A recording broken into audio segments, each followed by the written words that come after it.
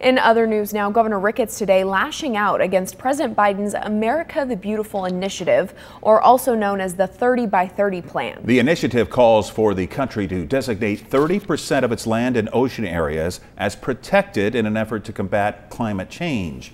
Not everyone is happy about this, and Channel 8's Yosef Nasser joins us now with more. Yosef?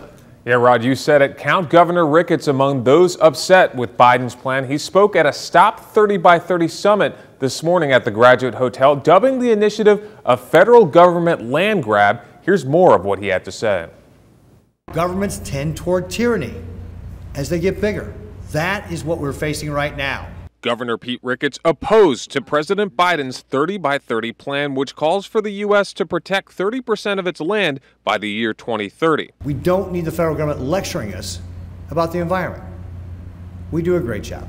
Ricketts is concerned that the initiative infringes upon the rights of private property owners. Nobody cares more about our land, our water, our air than we do here in Nebraska because we live here.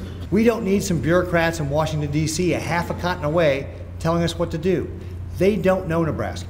We know Nebraska. 97% of Nebraska is privately owned. As of 2020, 12% of U.S. land was protected. In order to get the 30%, 440 million more acres of land would have to be conserved. That is 9 states of Nebraska. John Hansen is the president of the Nebraska Farmers Union, a nonpartisan organization that's been serving farmers since 1913. He believes Ricketts is playing politics. When all of the programs are voluntary, there is no land grab.